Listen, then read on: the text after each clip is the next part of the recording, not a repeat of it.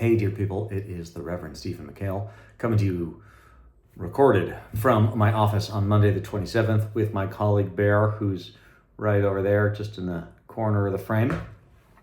I am sending out two videos over the next couple weeks.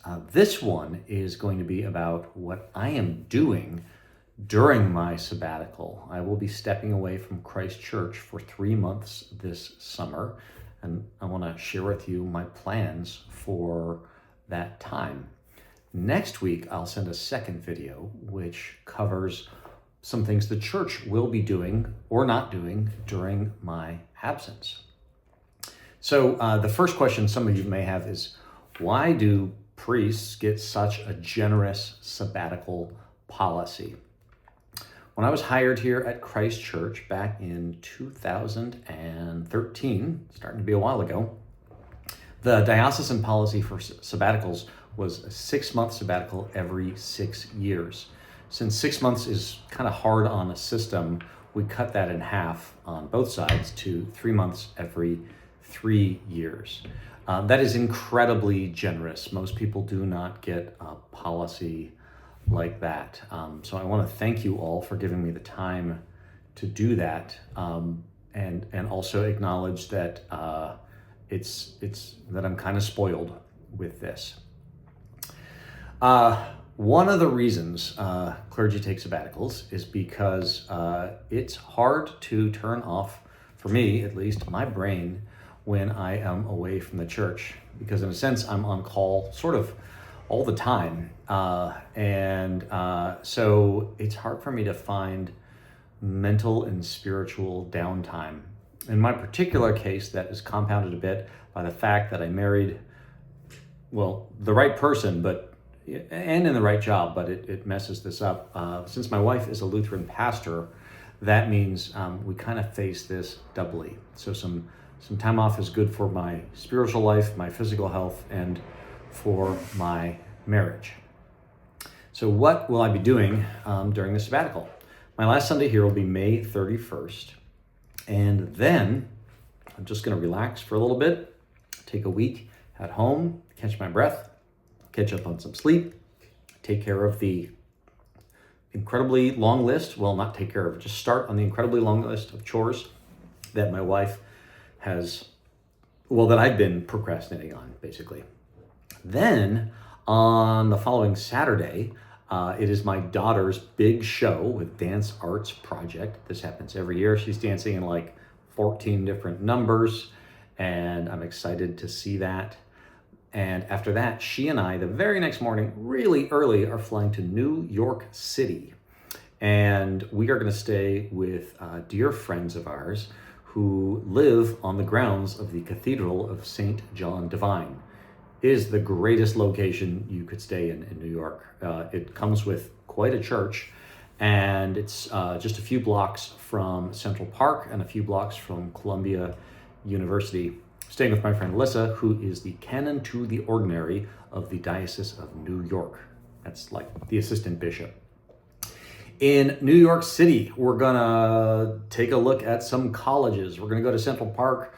She wants to see the Statue of Liberty, go to Broadway shows. I want to go to museums, and mostly what I like to do in that city is ride bicycles everywhere.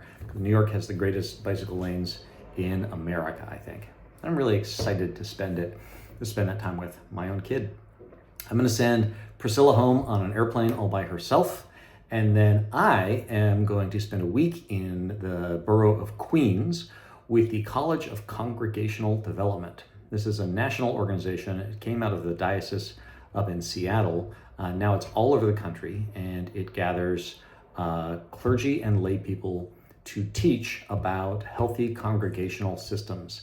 So I'll be joining a team of priests and others from across the United States and going to this beautiful place in Queens for a week and working on congregational life. I really appreciate these experiences because I get to spend time with colleagues. I get to review things that I ought to know and should be doing here at Christ Church, and I get to see what a bunch of other churches are doing. So it's a great way for me to kind of plagiarize from other churches for life here at Christ Church. After that, back home for a few days, and then some dear friends have lent us a home in Aptos, California. So we're gonna go down there and go to the boardwalk and surf and goof around and just have family vacation. Back home again for the 4th of July and all that goofiness that happens in Alameda. And then Jackson and I are heading off on a road trip to climb a number of Cascade volcanoes. We're heading north. We'll be climbing Mount Lassen, the southernmost of the Cascade volcanoes, skirting Mount Shasta because it'll be too late in the season to climb that, stopping at Crater Lake, which isn't a climb but is a gorgeous volcano. Then through Central Oregon Bend and up to Mount Adams, which is an enormous volcano in Washington State, 12,500 feet high, and nobody has ever heard of it. It is permanently covered in glaciers and snowfields, and we'll be taking a non-technical route up the south side, though it still involves ice axes, crampons, helmets, and all that. From there, we head to Mount St. Helens, which is much shorter after May 18th, 1980, when it blew itself into a gajillion pieces. We're going to be hiking up the south side of that. I've done that one 3 times, and I've been up Mount Adams once, I guess. St. Helens is gorgeous because you just take this long, slow walk up what appears to be an endless snowfield, and then all of a sudden it drops 3,000 feet into a volcanic crater. Further north we go, we're going to spend a little bit of time in Bellingham, Washington, and then over to Mount Baker, which is the northernmost of the American Cascade volcanoes. It is 10,800 feet high, which doesn't sound that high, but the mountains in Washington start out really low, so there's a lot of climbing up. Baker is a true alpine climb, which means ropes, crampons, axes, helmets, crevasses, all that stuff. And because I don't want Jackson to learn the bad habits that I picked up in my 20s, we're actually hiring a guide company, International Mountain Guides, the same group who I've been on Rainier with a few times when I've gone up there with family members. That way we will be safer. From there, some time in Seattle with my whole family, staying with my family and my wife's family, looking after our parents and all that kind of stuff, also connecting with some friends up there. Then back down to Alameda. The family's gonna fly. I will drive the car back down here. At home, we're to get the kids settled back into high school, which starts alarmingly early. It's like August 9th or something ridiculous. And my kids, Jackson will be a senior and Priscilla will be a junior, which I cannot believe. Once they are well settled, I'm gonna head down to Kings Canyon National Park and hike a portion of the John Muir Trail, part of the Center Park part. I'll be starting from Rhodes End in Kings Canyon and hiking up to the trail. To get to the John Muir Trail in the middle of it, you actually have to hike it's like 13 miles just to get to the trail. And then up and over a series of high mountain passes, all of which are over 12,000 feet, like Mather Pass and Muir Pass, and then I'll be exiting out Bishop's Pass into the Eastern Sierra. After that, back home, just being home and helping out with family stuff.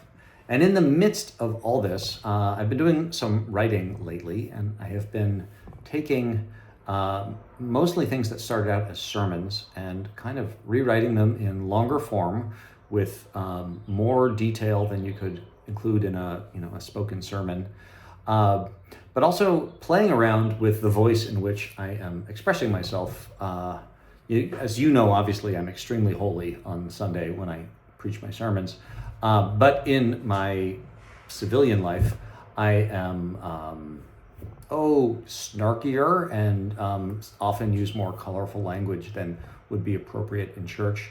So I'm exploring sort of my churchy side and my less churchy side and seeing if I can pull the two together. All of this will be an attempt to step back from the day-to-day life of our church system so I get perspective on it. Christ Church has been growing substantially lately in terms of activity, people who come to church, and our budget. And I want to kind of do a reset personally on how we approach that.